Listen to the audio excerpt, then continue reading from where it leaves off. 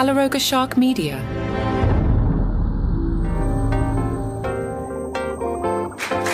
Hey there, I'm Johnny Mac with your daily comedy news. This is the final weekend where I can actually enjoy the summer before I start freaking out that summer's almost over. I know I'm a crazy person, but like today I can go to the beach and be like, there's plenty of summer left. Starting next weekend, which July 19th, I'll be like, there's only 2 left in July, and that's August, and then I got to start teaching again. That's Labor Day. Oh my God, I'm a crazy person. I'm good from like Memorial Day till today, and then I get crazy. Nate Bargatze looks like he's jumping in another movie. Deadline reporting that Amazon MGM Studios have acquired Fantasy Camp. Fantasy Camp follows a group of friends at a make-or-break moment in their lives as they head to Dwayne Wade's fantasy camp in Miami to relive their basketball dreams. But what starts as fun becomes a battle for pride, purpose, and one last win. Is Kevin James not available? This sounds terrible. Anyway, Nate Bargatze is looking to star in it with Nateland Entertainment producing. Nate, don't mess it up. You got it going good. You got to go and do SNL once a year. Learn from Mulaney. Do SNL once a year. Do your Christmas special. Do stand up. You got it good. You're going to mess it up here. I'm telling you. We're going to come back in 10 years and I'm going to be doing a story going, remember when Nate Bargatze was going to build an amusement park in Nashville? I see this coming. You got it good. Don't mess it up. Roy Wood Jr. spoke to GQ. They were curious how Roy got the baseball bug. Roy said, F word, bro, that's a good question. When I was in Memphis, my mom put me in baseball and I took to it. I thought it was fun. I wasn't good at it. I was very terrible at it, but I liked it. Then we got to Birmingham in the 4th grade and I joined the Little League. It was with a lot of my classmates. I had the right coaches and I became excited about it. At the same time, I was going to after school care like I did in Memphis. I got to walk home. The Cubs came on at 1 or 2 in the afternoon. I would come home in time to see that little last bit of the Cubs game. Bro, I'd sit there, no homework, no nothing. I'm just sitting there with a Rice Krispie treat, watching Andre Dawson. I just fell in love with it, man, right down to the broadcast teams and all that. And then I hit a second wave when I became a parent. Yeah, I remember when baseball, the Cubs were on everywhere, the Braves were on everywhere. There were day games. The World Series sometimes played in the afternoon and kids could see it. They even chased me. I was a big baseball fan and they just kept playing. Like, remember the Cubs finally won the World Series, but there was a rain delay and that happened at 12:30 in the morning. I couldn't even be bothered to stay up for that. Now, you know what they should have done that night? They should have called a suspended game and then come back the next night to play the 10th inning in prime time at like 8 Eastern with the Cubs. That would have done a monster rating, but baseball doesn't know how to market. Anyway, I digress. GQ was curious. What's the scouting report on Roy Wood Jr.? Roy said, great locker room guy, a lot of heart. First baseman that can't hit for power, but will out-hustle anyone on the field. Fairly slow, excellent glove. Man, the ball wasn't getting past me. I could scoop. I could do all that. On my best day, I'd be a late inning defensive replacement when we're defending a 1-run lead in September during a pennant race. I'm defensively dominant, but a liability at the plate. Sounds like the 86 Red Sox could have used him. Too soon? GQ was curious. Could you play corner outfield if you need to? Roy said, I don't know, man. I'm not getting to no gappers. I don't have the wheels. My horse can't get there. I thought this was interesting. He says, my son's not playing organized baseball. I'm not forcing him in any sports, but we do a little bit of batting practice playing catch. But to me right now, baseball, much like chess and Legos, is a tool to teach what I believe is very pertinent life lessons. The main one in baseball is the idea that you can't do it alone, but a lot of time it's just up to you. And sometimes you're just going to suck. Sometimes that pitcher you're facing is going to be way better than you, and there's nothing you can do about it. I wish I were in LA this weekend. I have some family out there, and they're not out there this weekend. If I were, I'd head over to LA Live for Belly Laughs. Belly Laughs is celebrating Asian American culture by combining food and comedy. Take a look at the lineup in a second, but the headliners include Hassan Minhaj, Kumail Nanjiani, Margaret Cho, Joel Kim Booster, and Sherry Cola. More than 30 comedians, 3 stages, 2 days. But there's also a food lineup featuring food from 20 restaurants across LA. Remember during the pandemic when, there wasn't anything to talk about and I'd wind up going on these deep dive reading menus to you? Remember I used to do that sometimes? That was because George Lopez opened George Lopez Tacos. Remember George Lopez Tacos? He was all in about that and kind of forgot about it. I don't even think the URL is still live. I think I checked this one other time. Let me do that now. George Lopez Tacos. It's coming up on Next Bite. Let me click. That's taking me to visit the restaurant website. Yeah, now this is taking me to somebody has gotten a hold of lopeztacos.com. And apparently the text on the website is in Thai. I had to throw it into Google Translate to see what it even says. And apparently what it says on lopeztacos.com in Thai language, translated to English, Driving on the road today, no matter how careful drivers are, how much they prevent accidents or unexpected events, even though it's a good thing, there's still a chance that accidents or unexpected events will happen as usual because they may come from fellow road users or events that you cannot control. So George Lopez is so far in on Lopez Tacos that he didn't even bother to keep the URL, apparently. I digress. Johnny MacBot here. John forgot to record the lineups. Forgive my pronunciations. After all, I'm an AI.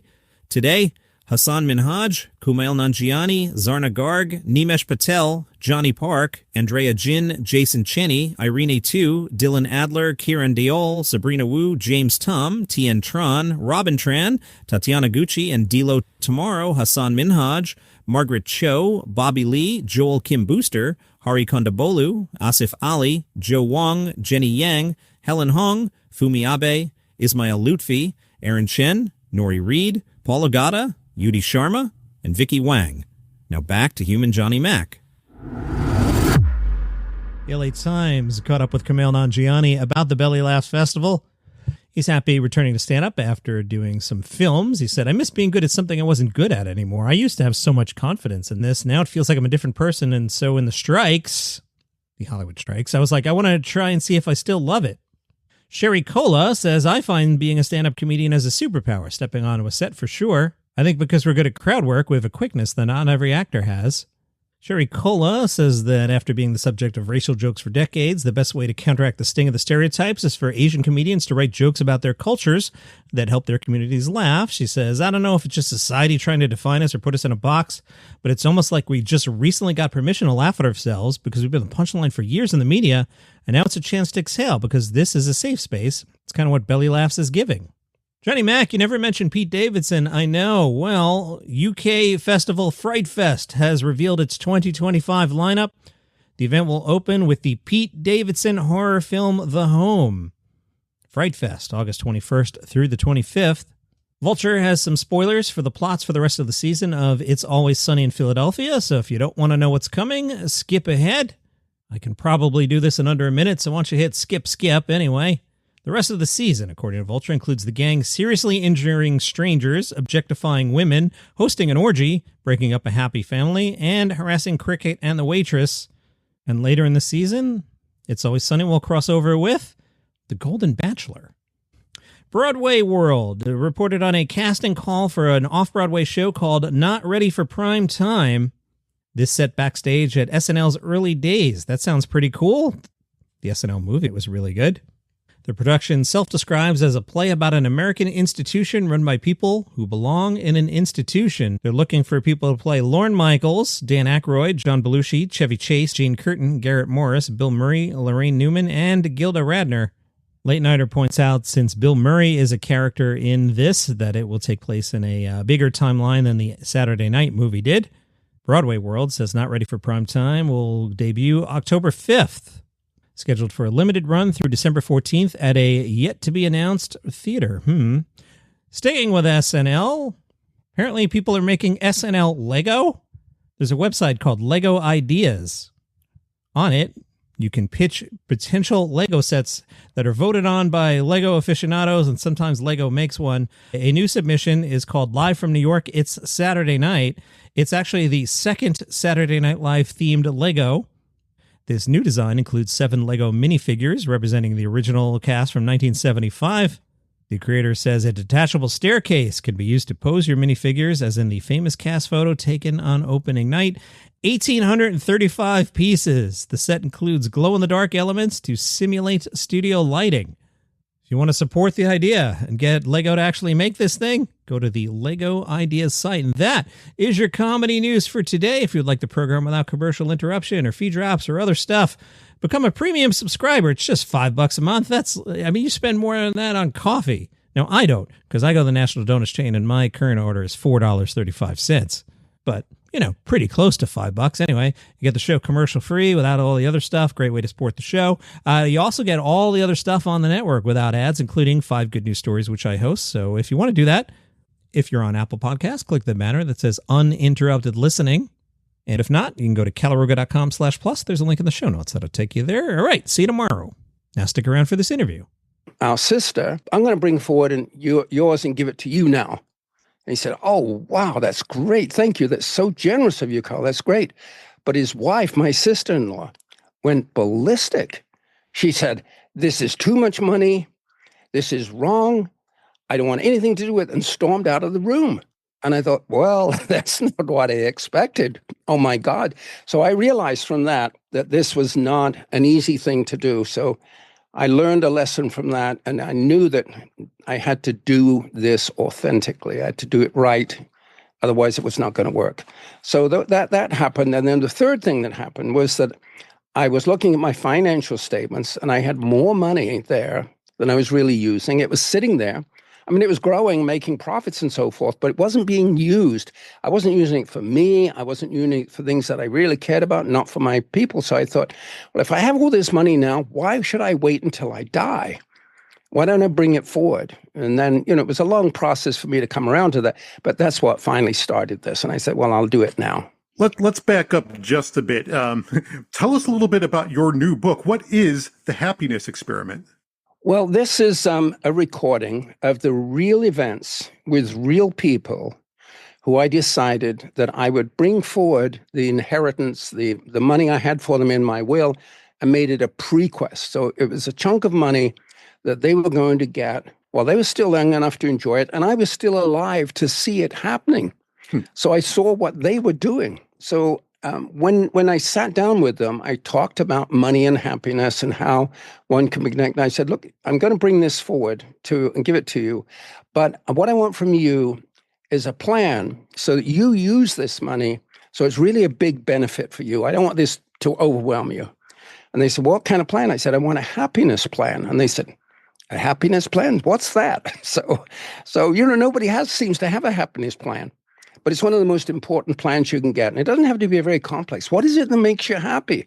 What values do you want to pursue? What goals and dreams do you have? And you can pursue them. And so I got them to write a happiness plan. And then when I saw the plan, I gave them all the money all at one time.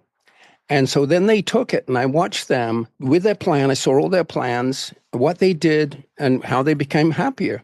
And so, that had to be written about. So, because I wanted other people to see what they did so that they too could do the same thing. Which prequest is the most unique one you've come across? Well, it was a very, very painful and sad story because two dear friends of mine had a beloved daughter, and she was hit head on by a drunk driver and killed. She happened to be 8 months pregnant at the time, so that killed the granddaughter too, and also their daughter. They were totally, totally wiped out, devastated, and they died emotionally.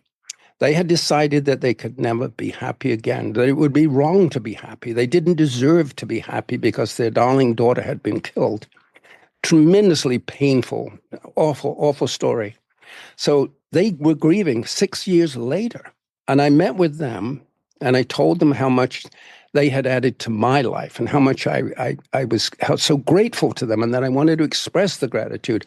And I put them in my will, and they could accept that.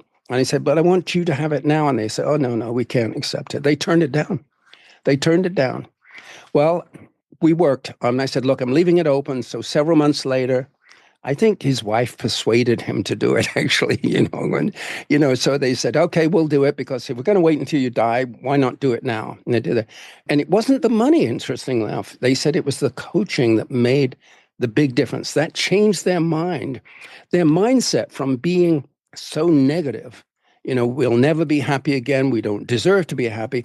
And the coach turned their thinking, their mindset around and said, look, you can be happy again. And they started to get the mindset of happy people. And now you cannot believe what these people, they're traveling all over the world. They're in Tahiti right now. They climbed Kilimanjaro. These people are loving life. And it was a major change. That is one of the most heartfelt, wonderful results of the and in a sense, she said, the wife said, this prequest saved my life because we were no longer living. We were dead. And this brought us back to life.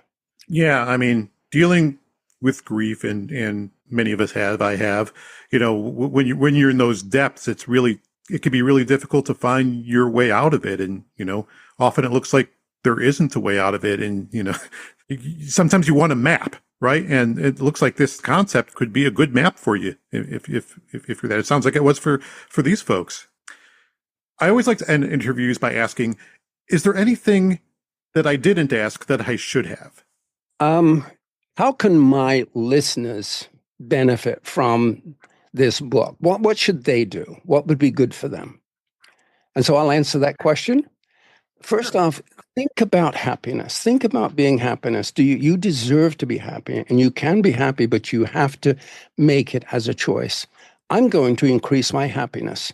Just that, if you make that realistically, I want to, and I'm going to increase my happiness, that choice, and then talk to people about it. Talk to a husband or wife or a girlfriend or a friend, a therapist or coach. Talk to somebody about it and say, look, I made the decision that I want to be happier, and I'd like you to help me create a happiness plan.